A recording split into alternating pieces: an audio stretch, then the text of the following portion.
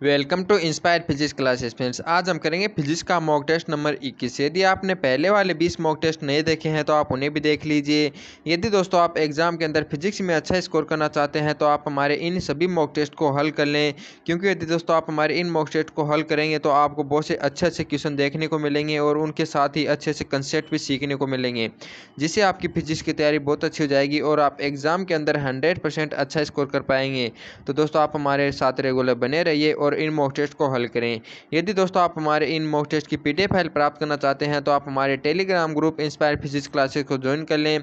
वहां पर आपको सभी मॉक टेस्ट की पीडीएफ फाइल अवेलेबल करा दी जाती हैं और अन्य भी इंपॉर्टेंट क्वेश्चनों की पीडीएफ फाइल वहां पर आपको मिल जाएगी। दोस्तों यदि आप हमारे चैनल पर नए हैं तो हमारे चैनल को भी सब्सक्राइब कर लें और बेल आइकन को भी दबा लें, जिससे कि आपको नए वीडियो की नोटिफिकेशन जल्द ही मिल जाए। दोस्तों शुरुआत करते हैं आज के हमारे मॉक टेस्ट नंबर 21 की। देखते हैं इसका पहला क्वेश्चन। अब आज का पहला क्वेश्चन है, प्लांक नियतांक और जड़त्व के आघूर्ण की विमाओं का अनुपात समतुल्य होगा इनमें से किसकी विमाओं का। यानी दोस्तों हमें बताना कि जो हमारा प्लांक नियतांक होता है एच और जो जड़त्व आघूर्ण होता है आई, उनकी विमाओं का अनुपात हम निकालेंगे और जो हमें विमा प्राप्त होगी वो हमें बताना है कि कौन सी राशि की विमा होगी। तो दोस्तों हमें जो ऑप्शन दिए हुए हैं वो है समय, आवर्ती कोणीय वेग एवं वेग। तो देखिए दोस्तों, यानी जो प्लांक नियतांक की विमा होती है वो हमारी होती है m1l/t-1 होती है। दोस्तों ये हमारी जो कोणीय संवेग होता है उसी के बराबर होती है प्लांक नियतांक की विमा। और यदि इसमें जड़त्व आघूर्ण की विमा यानी m1l2 को इससे यदि अपन डिवाइड करते हैं तो दोस्तों हमें t-1 प्राप्त होती है। और हम जानते हैं जो t-1 दोस्तों जो विमा होती है वो हमारी होती है आवर्ती की, क्योंकि जो हमारी फ्रीक्वेंसी का जो फॉर्मूला होता है वो होता है 1/t यानी आवर्तकाल, 1/आवर्तकाल। इसका जो मात्रक हो जाता है वो होता है 1/सेकेंड। यानी कि यदि अपन इसकी जो विमा निकालेंगे तो सेकंड की यानी टी होती है ये ऊपर जाएगा तो t-1 प्राप्त होगी। यानी कि जो फ्रीक्वेंसी की विमा प्राप्त होती है t-1 वही हमारे इन दोनों यानी कि प्लांक नियतांक और जड़त्व आघूर्ण के यदि अपन डिवाइड करते हैं तो हमें t-1 प्राप्त होता है। तो इस क्वेश्चन का राइट आंसर हो जाएगा ऑप्शन नंबर 2 वाला। अब है नेक्स्ट क्वेश्चन है, यदि सदिश 2i cap plus 3j cap plus 8k cap सदिश 4i cap minus 4j cap 8a cap पे लंबवत हो तो a का मान होगा।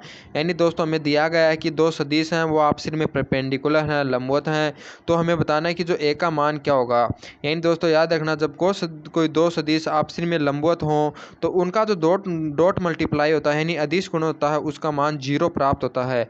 यदि दो सदिश यानी परपेंडिकुलर होने पर उनका अदिश गुणन का मान 0 प्राप्त होता है। और अदिश गुणन क्या किस प्रकार से जाता है, ये तो हमारा a1 a2 plus b1 b2 plus c1 c2 को मल्टीप्लाई करके, यानी कि इस प्रकार से इसका डॉट मल्टीप्लाई करते हैं। ये दोनों परपेंडिकुलर हैं तो यहाँ पर हमें इनका मान 0 प्राप्त हो जाएगा।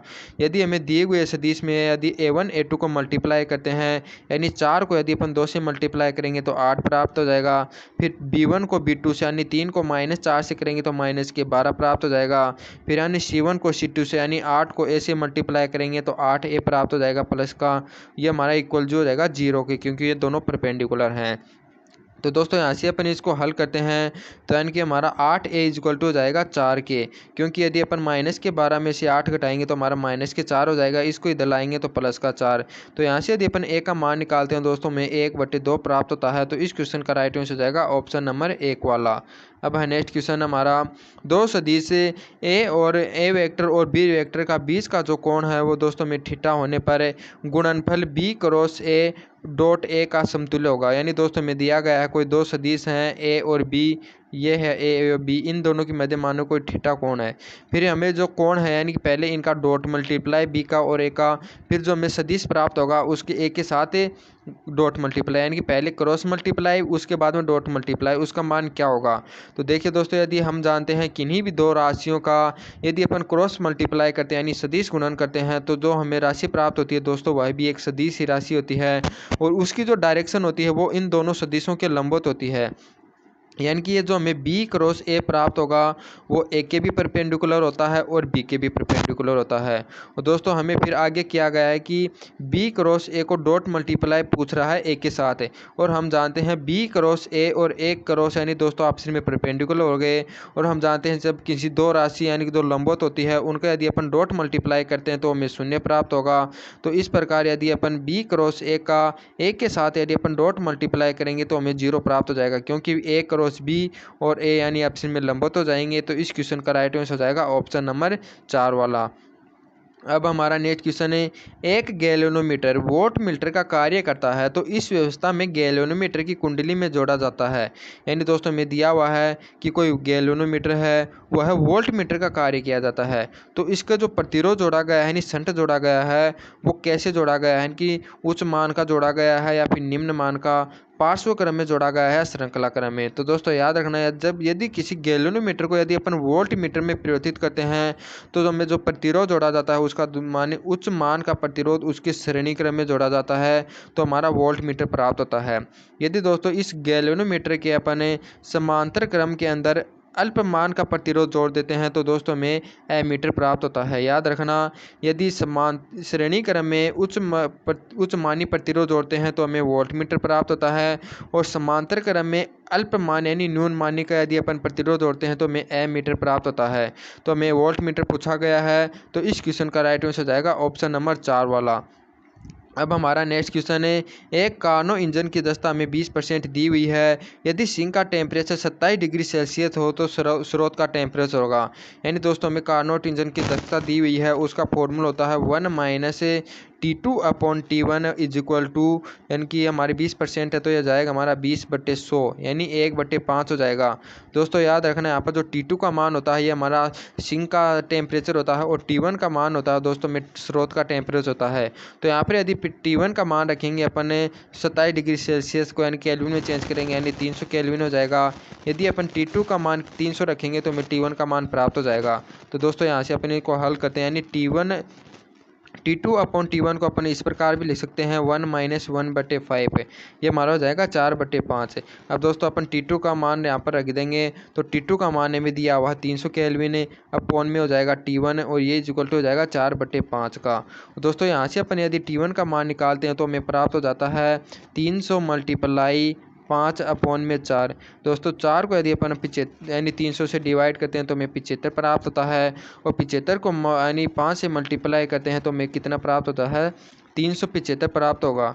तो दोस्तों यानी 375 केल्विन प्राप्त हो गया T1 का मान। अब केल्विन के अंदर 375 नहीं है तो इसको सेल्सियस में चेंज करेंगे, यानी कि 273 इसमें से माइनस कर देंगे तो 273 इसमें से माइनस करेंगे तो हमारा 102 बच जाएगा, ये हमारा हो जाएगा सेल्सियस में। तो इस क्वेश्चन का राइट आंसर हो जाएगा ऑप्शन नंबर 1 वाला।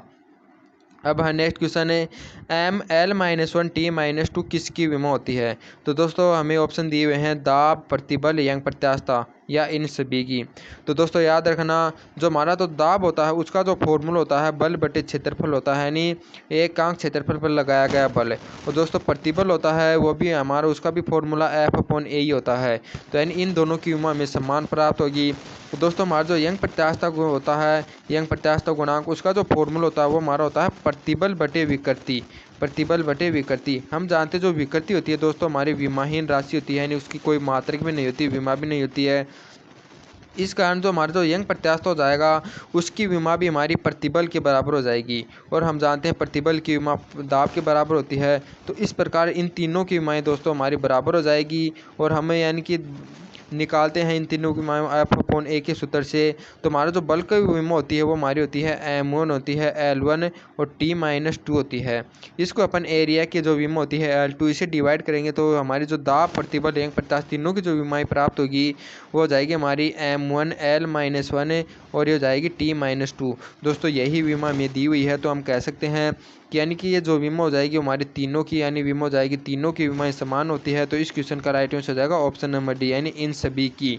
अब हमारा नेक्स्ट क्वेश्चन है, जल यानी H2O के अणु में परमाणु यानी किस बंध द्वारा आप जुड़े होते हैं। तो दोस्तों याद रखना, जो हमारा जल होता है यानी H2O के जो अणु होते हैं वो उपसहसंयोजक बंध द्वारा जुड़े होते हैं। तो इस क्वेश्चन का राइट आंसर हो जाएगा ऑप्शन नंबर बी वाला, यानी H2O के जो अणु होते हैं वो उपसहसंयोजक बंध द्वारा जुड़े होते हैं।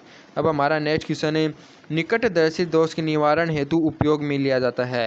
यानी दोस्तों यदि हमारे को निकटदर्शी दोष होता है तो हमें कौन सा लेंस को यानी कि काम में लिया जाता है वो हमें बताना है। तो दोस्तों याद रखना, निकटदर्शी दोष होता है तो हमें दूर की वस्तु साफ नहीं दिखाई देती, यानी निकटदर्शी दोष में निकट की वस्तु तो साफ दिखाई देती है लेकिन दूर की वस्तु साफ नहीं दिखाई देती। दोस्तों क्यों नहीं दिखाई देती, क्योंकि हमारी जो आँखों से जो किरण होती हैं दोस्तों वो पहले ही यानी किसी बिंदु पर मिल जाती हैं यानी प्रतिच्छेद हो जाती हैं, और इस कारण जो हमारी यानी कि इस वस्तु पर यानी प्रतिच्छेदन होकर ये हमें साफ नहीं दिखाई देती। दोस्तों हमें क्या करना होता है कि इनके जो ये प्रतिच्छेदन बिंदु होता है यानी कि उसको वस्तु तक पहुंचाना होता है। तो यानी इन किरणों को फैलाने के लिए यहाँ पर अवतल लेंस का उपयोग किया जाता है। तो यानी कि यदि अपन अवतल लेंस लगाएंगे तो दोस्तों यानी कि ये जो किरणें होती हैं फैलने के बाद यानी वस्तु तक पहुँच जाती हैं और हमें यानी वस्तु साफ दिखाई देती है। तो दोस्तों यानी कि जो हम निकटवर्ती दोस्त के अंदर जो निवारण के लिए लेंस का प्रयोग किया जाता है वो हमारा अवतल लेंस का प्रयोग किया जाता है, यानी कॉनकेव लेंस होता है उसका हम उपयोग करते हैं। दोस्तों याद रखना, जो निकट दृष्टि दोष के अंदर उत्तल और जो दूर दृष्टि दोष होता है उसके अंदर अपन उत्तल लेंस का प्रयोग करेंगे। दोस्तों याद रखना, यानी दूर यानी कि यहाँ पर उक की यानी ऊ निकल रहा है तो अपन यहाँ से इसको याद रख सकते हैं, इसके अंदर उत्तल लेंस का प्रयोग किया जाता है और निकट के अंदर फिर अवतल लेंस का प्रयोग हो जाएगा। तो इस क्वेश्चन का राइट आंसर हो जाएगा ऑप्शन नंबर डी। अब हमारा 9वां क्वेश्चन है, प्रेशर कुकर में खाना पकाते समय कम समय लगता है क्यों? यानी दोस्तों यदि प्रेशर कुकर में अपन खाना पकाते हैं तो हमारा जो टाइम लगता है नहीं जल्दी समय वह खाना तैयार हो जाता है, तो किस कारण होता है?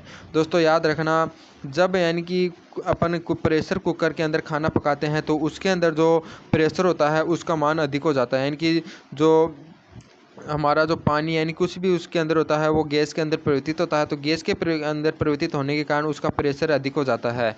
और प्रेशर अधिक होने के कारण दोस्तों हम जानते हैं यदि अपन प्रेशर का अधिक होने के कारण जो हमारा जल का क्वथनांक होता है उसका मान भी बढ़ जाता है।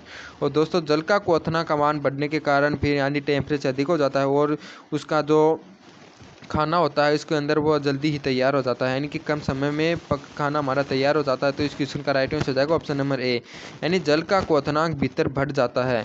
क्योंकि दोस्तों हम जानते हैं यदि प्रेशर कुकर में अपन खाना पकाते हैं तो पहले प्रेशर के अंदर जो प्रेशर होता है हमारा, इसके अंदर दाब होता है उसका मान बढ़ जाता है, और प्रेशर का मान इंक्रीज होने पर यानी कि जल का क्वथनांक भी यानी भीतर बढ़ जाता है, और भीतर प्रेशर यानी क्वथनांक बढ़ने के कारण जो खाना होता है उसको पकने में यानी कम टाइम लगता है, कम समय लगता है। तो इस क्वेश्चन का राइट आंसर हो जाएगा ऑप्शन नंबर ए वाला। अब नेक्स्ट क्वेश्चन है, न्यूटन की गति का नियम कहलाता है? यानी दोस्तों न्यूटन की गति का जो हमारा प्रथम नियम होता है वो क्या कहलाता है? दोस्तों याद रखना, न्यूटन की गति का प्रथम नियम कहलाता है जड़त्व का नियम।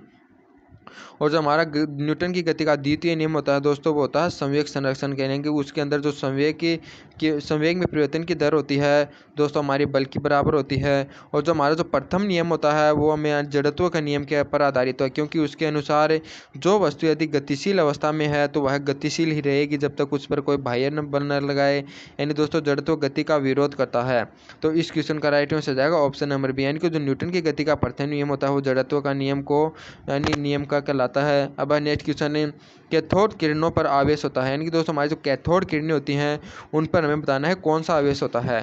तो दोस्तों याद रखना, उस पर ऋणावेश आवेश होता है, यानी नेगेटिव चार्ज होता है। दोस्तों याद रखने के लिए मैं बता देता हूँ आपको, क्योंकि हम जानते हैं तो कैथोड किरणें क्या होती हैं, यानी कि वो हमारी यानी पिकॉक नली होती है दोस्तों, उसके अंदर हमारा जो एक कैथोड होता है और एनोड होता है। जो हमारी इस नली के अंदर जो कैथोड होता है उससे कुछ इलेक्ट्रॉन के रूप में यानी किरणें निकलती हैं, यानी जो किरणें निकलती हैं वो क्या होती हैं, एनोड की तरफ गति करती हैं। तो हम जानते हैं एनोड हमारा पॉजिटिव होता है, यदि यह इसकी तरफ आकर्षित हो रहे हैं यानी गति कर रहे हैं तो यानी कि यह ऋणावेश होने के कारण ही गति करेंगी, यानी जो कैथोड किरणें होती है उन पर नेगेटिव चार्ज होता है। तो इस क्वेश्चन का राइट आंसर हो जाएगा ऑप्शन नंबर बी वाला। अब नेक्स्ट क्वेश्चन है, विद्युत शक्ति का मात्रक होता है? यानी दोस्तों जो हमारी विद्युत शक्ति होती है वो हमें बताना उसका मात्रक क्या होता है। तो दोस्तों याद रखना, विद्युत शक्ति होती है उसका मात्रक होता है वोल्ट, और जो हमारा एम्पियर मात्रक होता है दोस्तों वो हमारा करंट का मात्रक होता है, और जो कूलाम होता है वो आवेश का मात्रक होता है। वोल्ट होता है दोस्तों हमारा जो विभव होता है या विभवांतर होता है उसका मात्रक होता है। तो यानी विद्युत शक्ति का मात्रक होता है वोल्ट। तो इस क्वेश्चन का राइट आंसर हो जाएगा ऑप्शन नंबर ए। अब हमारा नेक्स्ट क्वेश्चन है, फ्यूज तार के लिए कौन सा कथन सत्य है? यानी दोस्तों हमें बताना है, यानी फ्यूज तार के लिए जो हमें 4 कंडीशन दी हुई है, यानी कौन सी कंडीशन है उसके लिए यानी सही लागू होती है। तो दोस्तों याद रखना, जो फ्यूज का कार्य क्या होता है पहले आप उसको समझिए। यानी फ्यूज का कार्य क्या होता है, यानी कि हमारी कोई भी घर की सप्लाई होती है उस सप्लाई से पहले यानी कि एक यानी छोटा सा तार लगाया जाता है। उस तार का कार्य क्या होता है कि जब धारा का मान यदि अचानक से बढ़ जाए तो यानी कि यह तार पहले ही जल जाता है और हमारी जो अंदर की जो सप्लाई होती है वो सुरक्षित रह जाती है। यानी कि दोस्तों क्या होता है, इनकी धारा का मान थोड़ा भी अधिक होते ही यह जल्दी से यानी पहले जल जाता है। यानी कि इसका जो गलनांक होता है दोस्तों हमें कम करना होता है, जिससे कि यदि इसका टेम्परेचर थोड़ा भी बढ़ जाता है यह जल जाता है और हमारी अंदर की जो सप्लाई होती है वो सुरक्षित रह जाती है। और दोस्तों इसका प्रतिरोध भी हमें अल्प करना होता है, क्योंकि यदि इसका प्रतिरोध अल्प होगा तो यानी कि विद्युत का खर्च होगा वह बहुत ही कम होगा। तो दोस्तों यानी फ्यूज तार होता है वह जो होता है उसका प्रतिरोध भी कम रखा जाता है और गलनांक भी कम। गलनांक कम इसलिए रखा जाता है यानी कि जब धारा का मान थोड़ा भी यदि अचानक से बढ़ जाता है तो वह जल्दी से ही जल जाए और हमारे अंदर की सप्लाई सुरक्षित रह जाए। और प्रतिरोध कम इसलिए रखा जाता है कि जो हमारा जो विद्युत का खर्चा होता है वो हमारा कम प्राप्त हो। तो दोस्तों याद रखना जो फ्यूज तार होता है उसका प्रतिरोध भी कम होता है और गलनांक भी कम होता है। तो इस क्वेश्चन का राइट आंसर हो जाएगा ऑप्शन नंबर सी। अब नेक्स्ट क्वेश्चन है, एक 12 किलोग्राम बम विस्फोट के पश्चात 8 किलोग्राम व 4 किलोग्राम के दो टुकड़ों में विभाजित हो जाता है। यदि 8 किलोग्राम के दो टुकड़ों का वेग 6 मीटर पर सेकंड हो तो दूसरे का वेग होगा। यानी दोस्तों हमें बताया गया है कि जो एक 12 केजी का बम विस्फोट होता है वह दो टुकड़ों में विभाजित हो जाता है, 8 केजी के और 4 केजी के। तो 8 केजी की जो वेलोसिटी है वो हमें 6 मीटर पर सेकेंड दी हुई है, तो जो 4 केजी वाला टुकड़ा है उसकी वेलोसिटी पूछी है। तो दोस्तों हम जानते हैं जब किसी यानी वस्तु का विस्फोट होता है तो याद रखना उसका जो बाद वाला जो संवेग होता है और पहले वाला संवेग होता है वो दोनों बराबर होते हैं। यानी विस्फोट के अंदर जो संवेग होता है हमारा वो संरक्षित रहता है। तो इसका जो यानी बाद वाला संवेग है दोस्तों यानी 8 केजी वाला पदार्थ है उसका संवेग हो जाएगा हमारा mv, यानी इसका वेग है 6, तो 8 गुणा 6 हो गया संवेग। और इसका संवेग इसमें जोड़ देंगे अपन कौन सा, जो 4 केजी वाला। यदि इसकी वेलोसिटी v हो तो दोस्तों इसका जो संवेग हो जाएगा वो हो जाएगा हमारा 4v, यानी द्रव्यमान गुणा वेग। यह हमारा इक्वल टू जाएगा 0 के, क्योंकि उसके पहले वाला जो यानी कि 12 केजी का जो हमारा बम था दोस्तों यानी कि वह स्थिर अवस्था में था, तो इसका जो संवेग होता है वो यानी कि 0 था। और यानी कि तो हम कह सकते हैं कि बाद वाला संवेग होगा वह पहले वाले संवेग के बराबर होगा, यानी संवेग संरक्षित रहता है। अब यदि अपन इस इक्वेशन को सोल्व करते हैं दोस्तों यहाँ पर हमारा v का इक्वल टू मान प्राप्त होता है, यानी कि इधर जाएगा तो माइनस का हो जाएगा, यानी 8 करोड़ 6 हो जाएगा और अपन इसको 4 से डिवाइड कर देंगे। यदि इसको हल करते हैं तो इसको डिवाइड करेंगे तो यानी कि 2 बच जाएगा, 6 को 2 से मल्टीप्लाई करते हैं तो माइनस के 12 आ जाएगा। यानी दोस्तों हमारा जो 4 केजी वाली जो उसकी जो वेलोसिटी हो जाएगी 4 केजी वाले कण की यानी कि टुकड़े की उसकी वेलोसिटी प्राप्त हो जाएगी माइनस के 12 मीटर पर सेकेंड। यानी कि जो हमारा 8 केजी वाला 6 मीटर पर सेकेंड के वेग से इधर गति करता है, तो हमारा जो 4 केजी वाला जो कण गति करेगा उसके विपरीत दिशा में करेगा और 12 मीटर पर सेकेंड की वेलोसिटी से गति करेगा। तो इस क्वेश्चन का राइट आंसर हो जाएगा ऑप्शन नंबर सी। अब नेक्स्ट क्वेश्चन है, रेडियो एक्टिविटी की खोज किसने की। यानी दोस्तों हमारी जो रेडियो एक्टिविटी है उसकी जो खोज की थी वो की थी हेनरी बेकुलर ने। तो इस क्वेश्चन का राइट आंसर जाएगा ऑप्शन नंबर बी। याद रखना जो रेडियो एक्टिविटी है नहीं रेडियो एक्टिविटी है उसकी जो खोज की थी वो हेनरी बेकुलर ने की थी, इसलिए जो यानी रेडियो एक्टिविटी है उसका मात्रक भी दोस्तों बेकुलर रखा गया है। अब नेक्स्ट क्वेश्चन, सबसे कठोर पदार्थ है। तो दोस्तों याद रखना जो हमें ऑप्शन दिए हुए हैं ग्रेफाइट, लोहा, आयरन, इनके अंदर जो सबसे कठोर पदार्थ होता है दोस्तों हमारा हीरो होता है। तो इस क्वेश्चन का राइट आंसर हो जाएगा ऑप्शन नंबर डी, यानी जो सबसे कठोर पदार्थ होता है वो होता है हमारा हीरा। तो अब नेक्स्ट क्वेश्चन है, पित्तल किन किन धातुओं के मिश्रण से बना होता है। यानी दोस्तों हमारी जो पित्तल धातु होती है वो हमें बताना है कि किन किन दो मेटल्स होते हैं यानी कि जो हमारे धातु होते हैं उनसे मिलकर बनी होती है। तो दोस्तों याद रखना जो पित्तल होती है वो कॉपर और जिंक दोनों के यानी मिश्रण से बनाई जाती है, यानी तांबा और जस्ता के मिश्रण से हमारी पित्तल यानी जो है धातु प्राप्त होती है। तो इस क्वेश्चन का राइट आंसर हो जाएगा ऑप्शन नंबर बी। याद रखना पित्तल तांबा एवं जस्ता के मिश्रण यानी कॉपर एवं जिंक के मिश्रण से प्राप्त की जाती है। अब नेक्स्ट क्वेश्चन है, जब पानी गर्म करके 0 डिग्री सेल्सियस से 10 डिग्री सेल्सियस किया जाता है तो तब उसका आयतन है। यानी दोस्तों हमें बताना है कि कोई पानी है उसको 0 डिग्री सेल्सियस से 10 डिग्री सेल्सियस तक अपन गर्म करते हैं, तो हमें बताना है उसका जो आयतन होती है जो वॉल्यूम होता है वो किस प्रकार से परिवर्तित होती है। तो दोस्तों हम जानते हैं जो जल होता है उसका 4 डिग्री सेल्सियस पर आयतन न्यूनतम होता है, यानी 4 डिग्री सेल्सियस पर जल का आयतन न्यूनतम होता है। यदि इसके टेम्परेचर को बढ़ाएंगे तो यानी पहले 4 पर तक यानी कम होगा क्योंकि यहाँ पर न्यूनतम होगा, तो 0 डिग्री सेल्सियस लेकर के 4 डिग्री सेल्सियस तक टेम्परेचर जैसे जैसे बढ़ेगा तो पहले तो उसके आयतन में कमी होगी, उसके बाद में 10 डिग्री सेल्सियस तक उसके आयतन में वृद्धि होती है। तो इस क्वेश्चन का राइट आंसर हो जाएगा ऑप्शन नंबर ए, यानी पहले तो घटता है और बाद में बढ़ता है। देखिए दोस्तों याद रखना यह जल का असामान्य व्यवहार है कि उसका जो टेम्परेचर यानी कि जो वॉल्यूम होता है वो 0 डिग्री सेल्सियस पर न्यूनतम होता है। बाकी जो हमारे और अन्य द्रव्य होते हैं उनको 0 डिग्री सेल्सियस पर जो आयतन होता है वो न्यूनतम होता है। तो उनका यदि अपन टेम्परेचर बढ़ाते हैं तो उनका ओनली बढ़ता है, धीरे धीरे बढ़ता है। लेकिन जल का असामान्य व्यवहार होता है कि उसका जो आयतन 4 डिग्री सेल्सियस पर न्यूनतम होता है। इस कारण 0 से 4 तक उसका आयतन पहले तो बढ़ यानी घटता है और उसके बाद में बढ़ना शुरू होता है। तो इसका राइट आंसर हो जाएगा ऑप्शन नंबर ए वाला। अब आज का लास्ट क्वेश्चन है, अभिकेंद्रीय बल सदैव कार्य करता है। यानी दोस्तों हमारा जो अभिकेंद्रीय बल होता है, सेंट्रीपिटल यानी फोर्स होता है, यानी दोस्तों हमें बताना है वो किस पर कार्य करता है। तो दोस्तों याद रखना, जो अभिकेंद्रीय बल होता है वो वर्तीय गति के अंदर लगता है। यानी जब कोई कण वर्तीय गति करता है तो उसके अभिकेंद्रीय बल की आवश्यकता होती है। यदि अभिकेंद्रीय बल नहीं होता है तो वह गति नहीं करता, वर्तीय गति नहीं करता है। और दोस्तों यह बल जो लगता है वह केंद्र की ओर लगता है, त्रिज्या के अनुदिश। इसकी डायरेक्शन होती है केंद्र की ओर। तो इस क्वेश्चन का राइट आंसर हो जाएगा केंद्र की ओर, त्रिज्या के अनुदिश। यानी यदि कोई एम द्रव्यमान का जो पिंड होता है वह आर त्रिज्या वाले वर्त पर वी वेलोसिटी से गति करता है तो उसका जो अभिकेंद्रीय बल होता है दोस्तों वो mv² होता है। और इसकी जो डायरेक्शन होती है वो त्रिज्या के अनुदिश केंद्र की ओर होती है। तो दोस्तों याद रखना, इस क्वेश्चन का राइट आंसर हो जाएगा ऑप्शन नंबर बी। दोस्तों इसी क्वेश्चन के साथ हमारा आज का वीडियो समाप्त होता है। ये वीडियो आपको कैसी लगी आप कमेंट करके ज़रूर बताइएगा। और यदि ये वीडियो आपको अच्छी लगी हो तो दोस्तों आप इसको ज़्यादा से ज़्यादा शेयर करें और इसको लाइक ज़रूर करें। जय हिंद दोस्तों।